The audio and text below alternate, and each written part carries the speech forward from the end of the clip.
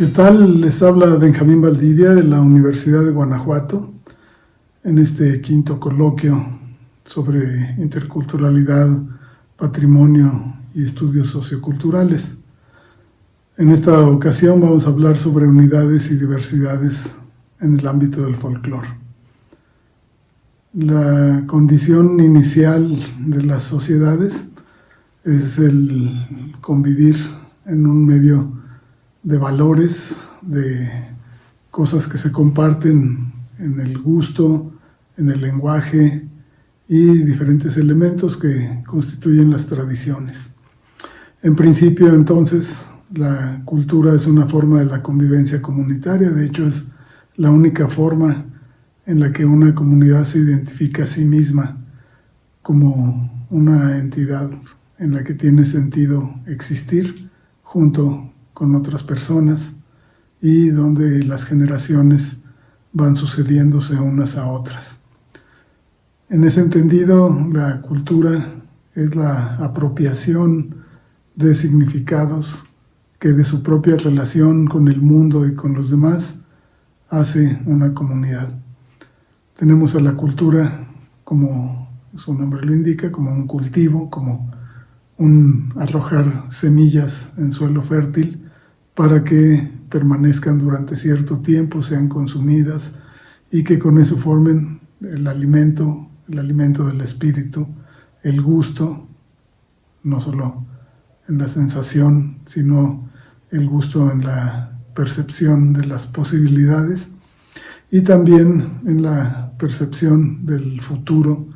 como un destino común. Así, la cultura es la unidad en la cual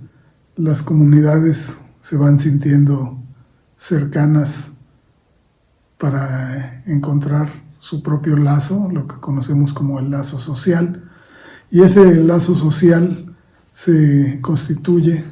mediante un saberse a sí mismo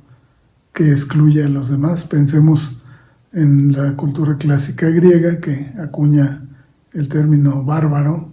para quien no pertenece a la propia cultura, no habla el propio lenguaje. Así de que somos bárbaros en todas las comunidades en las cuales no tenemos cabida porque tenemos otros valores, otro lenguaje, otra tradición, otra expectativa. Y en ese entendido, entonces, la cultura es una unidad ancestral, mediante la cual nos apropiamos, decíamos, de nuestra relación con el mundo y nuestra relación con los demás. Las culturas como sobrevivencias de los tiempos pasados, que en gran medida en eso son, eso tiene la cultura, ser una supervivencia, pues decíamos, las culturas lo que tienen es un cerco en el que se permite sobrevivir, en el que podemos acomodarnos a la vida que se nos entrega y colaborar a esa vida que nos ha sido dada. Pensemos en la división del trabajo, por ejemplo, o en la repartición de la riqueza, o en la celebración de las festividades, en fin, gran cantidad de elementos en los que la sociedad otorga, pero también constriñe, y el individuo a su vez se constriñe a esa sociedad, pero allí encuentra su libertad para expresarse dentro de esos parámetros. Una cosa importante en la cultura es que aceptamos a los demás en la medida en que somos también esa cultura de los otros. Es decir, aceptamos a los que piensan de modo análogo, hablan de modo análogo a lo que nosotros hacemos. Y también, en cierta medida, aceptamos a los bárbaros, es decir, nos hacemos aceptables a otra sociedad en tanto somos bárbaros. Aceptamos a los bárbaros porque son lo otro que enriquece. Y eso lo sabe muy bien la evolución genética de la humanidad, que prefiere genes que amplíen las posibilidades de la comunidad y aborrece a aquellos que restringen los genes del parentesco. En esa condición es que el folclore es la raíz más profunda en la cultura de una sociedad. Este término de folclore nos indica aquello que el pueblo sustenta para su continuidad desde el punto de vista simbólico y también, ¿por qué no?, desde el punto de vista de la producción de objetos, procesos y valores.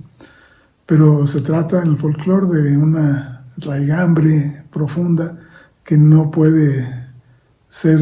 apropiada por alguien en particular, sino que pertenece a todos los que están en esa comunidad. El folclore en ese sentido es parte de una aceptación mutua entre los ancestros y los pobladores actuales en cualquiera de las comunidades. En ese entendido, todas las comunidades tienen folclore, es decir, siempre hay rasgos folclóricos en cualquier comunidad que enfrentemos, incluso las comunidades más despegadas de la tradición, en el fondo tienen algún rasgo folclórico que se puede evidenciar pues, en la ideología, en la religión, en la filiación a ciertos gustos, en la repetición de ciertos procedimientos y desde luego en su base más honda, pues el lenguaje. Es decir, las personas más avanzadas dentro de una sociedad igual mantienen rasgos folclóricos porque están utilizando el lenguaje como ha sido heredado. El lenguaje verbal y los lenguajes simbólicos constituyen esa base en la cual se mueve la condición del folclore. Ahora, si bien todas las comunidades tienen folclore y en ese sentido se unifica la comunidad en torno a esa relación, también hay que considerar que las diferentes comunidades tienen diferentes folclores. Esto es, si toda comunidad tiene folclore, y en eso radica su unidad básica, por otro lado, al mostrarnos diversas comunidades, vemos que cada cual tiene su propio folclore. Tenemos entonces una unidad de la comunidad en el centro del folclore, y tenemos la diversidad de las comunidades, cada una con sus rasgos folclóricos. Que hay unos rasgos folclóricos más cercanos a las comunidades aledañas que otros, pues eso es lógico. Es decir, entre una comunidad inicial y una que esté a su lado, habrá ciertas analogías muy, muy cercanas de vecindad folclórica, una vecinidad folclórica, y entre esa segunda comunidad y una tercera puede haber también una vinculación, pero entre la primera comunidad y la tercera vemos una separación cada vez mayor. Aquí hay condiciones de geocultura, hay condiciones ecológicas y formas de habitar el mundo, pero lo que queremos señalar es que tomando una comunidad como centro encontraremos ciertas comunidades análogas y otras comunidades que se van separando de esa analogía, se van convirtiendo en una diversidad, aun cuando pertenezcan al mismo ámbito, a la misma condición de habitar, en las mismas cercanías, digamos, en los mismos kilómetros.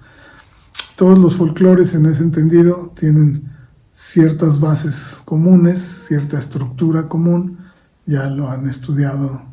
diversas condiciones teóricas del estructuralismo, desde luego, o funciones comunes, como lo ha estudiado el funcionalismo, y así en otras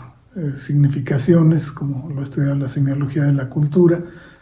En fin, cada aplicación teórica que hacemos a las comunidades nos resuelve siempre a que en el folclore vamos a hallar un orden común a todas las comunidades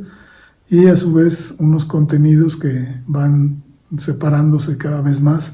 de tal modo que entre una comunidad inicial y una comunidad un poco ya distante puede haber variaciones del lenguaje, puede haber variaciones de simbolismo o de representación simbólica, por ejemplo de expresión artística, que ya no están valoradas de igual modo entre una primera y una segunda comunidad. Esto nos indicaría que el folclore mantiene una unidad estructural y una diversidad de contenidos que en una cierta escala coinciden y en otro grado de la escala se separan. Esto permite que haya una interculturalidad y que esta interculturalidad pueda recibir los intercambios como un diálogo de patrimonios, que eso es lo importante, donde hay muchos propietarios de una tradición y también hay muchos propietarios de tradiciones diversas, de otros modos. Sin embargo, hay que considerar un rasgo de nuestro tiempo en el que tanto la unidad como la diversidad de las condiciones folclóricas de las comunidades se ponen en riesgo, tanto en la producción de sus significados como en la misma supervivencia de la comunidad como tal, porque va cambiando su propia necesidad de identificarse. De hecho, van cambiando los signos que se representan para esa identificación, de tal modo que los propios hablantes de un idioma autóctono, por ejemplo, prefieren prescindir de su propio idioma tradicional y aprender el idioma común, como digamos en Latinoamérica, dejar el idioma ancestral y aprender o excluir su idioma para aprender el español. Y así en otras partes del mundo hay una renuncia de la propia comunidad hacia la tradición. Pero esto que he tratado en un artículo disponible en internet que se llama La muerte del folclore, nos lleva también a una imposición, a una presión que hay sobre las comunidades para que renuncien a su tradición y asuman la construcción de una nueva tradición basada en lo ajeno, basada en lo otro. Esto siempre ha sucedido en la cultura, es decir, la cultura avanza por otredades nuevas, pero en el caso de nuestro tiempo, estas otredades son sustitutivas de la tradición de cada comunidad, no para avanzar dentro de esa comunidad o de esa línea cultural de la comunidad, sino para desaparecerla, y esta presión que mata a esa circunstancia folclórica lo que está haciendo es aplanar las diversidades del mundo mediante el acabamiento de los folclores diversos de las personas. De tal modo que este aplanamiento que el filósofo griego que escribió en francés en los años 50, 60, Costas Axelos, llama la planetarización, es decir, el aplanamiento en todo el mundo de las diversidades, dando una unidad de significados con una cultura ya no intercultural, sino transnacional, muy acorde con los mercados transnacionales, en los que se imponen puntos de vista, lenguajes, giros, creencias, en general toda la convivencia simbólica de la humanidad, de tal modo que podemos encontrar en cualquier comunidad que antes era diversa, podemos encontrar ahora lo mismo. Las artesanías se hacen mercado no para autoconsumo de la comunidad, sino para una mundialización de producto que ya no identifica la comunidad que lo ha producido. Todo esto nos indica, pues, que hay una forma unitaria en la cultura que se multiplica en identidades de diversas culturas y que permite un diálogo intercultural, y este diálogo se ve interrumpido, presionado, obligado por el aplanamiento de las diversidades mediante una cultura transnacional que impone lo moderno sobre lo folclórico, lo tecnológico sobre lo artesanal, y que al final nos deja con pocos elementos para dialogar, porque ya no estamos apropiándonos de nuestra cultura para ofrecerla, sino de una cultura que cualquiera puede ofrecer porque ya no depende de su propia tradición geolocalizada, sino que responde a expectativas de una sociedad planetarizada, de una cultura mundializada. Este aspecto es el que quería comentar con ustedes y nos veremos en otra ocasión para seguir comentando sobre este aplanamiento del orden de la cultura. Muchas gracias.